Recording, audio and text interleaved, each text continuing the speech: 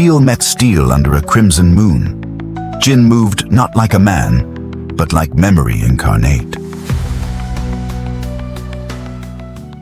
When a man is erased from history, only his blade remembers the truth.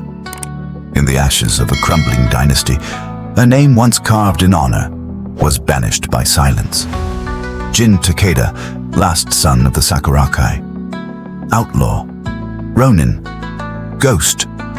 His clan was not defeated, it was forbidden. Once they stood as shadows of the Emperor's will, blades that struck from silence. The Sakurakai, keepers of the unseen code.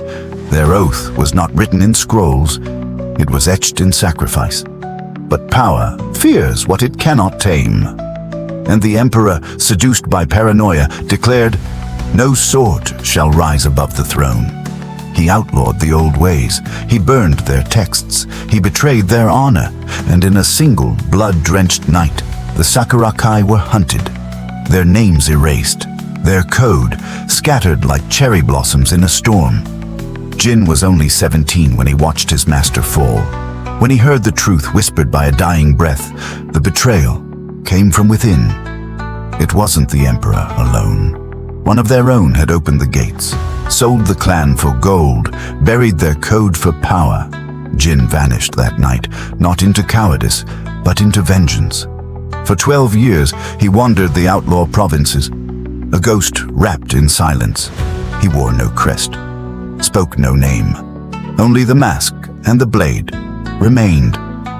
Villages whispered of the nameless wind, a figure who appeared when tyrants rose, when injustice bled the innocent. He never stayed, he never claimed coin. But every strike he delivered carried the weight of something ancient, something forgotten. Justice became his language, silence became his ally. He moved like a shadow between breaths. He fought like a poem written in steel, and yet, every time his blade was drawn, he searched. For the one who betrayed the Sakurakai, for the traitor who now whispered in the Emperor's ear, the wolf in silk. Before death claimed his master, Katashi gave Jin one final truth. The code lives in you, not in scrolls. And one day, the world will need it again. But the world did not want the code. The world chose empires over honor, gold over discipline, noise over silence. Jin did not fight for vengeance alone. He fought for memory, for the idea that a blade should protect, not possess.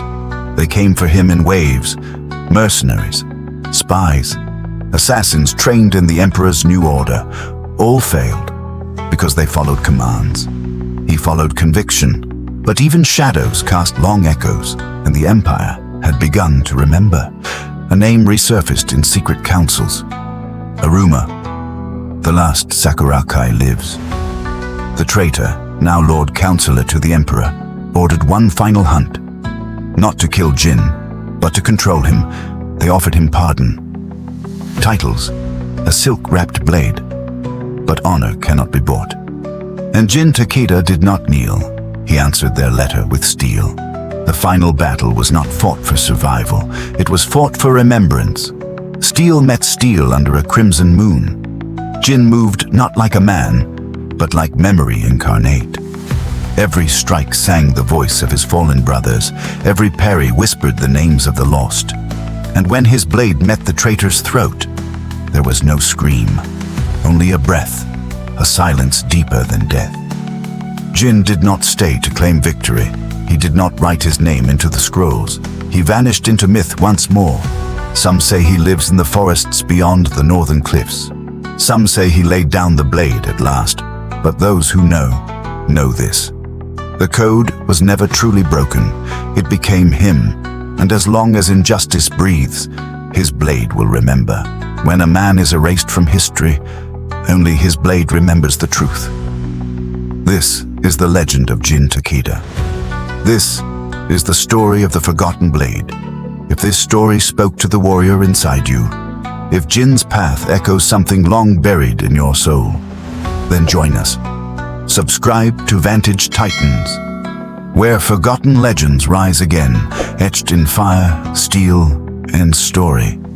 Until next time, keep your code, keep your blade sharp, and remember, history is written by empires, but kept alive by warriors.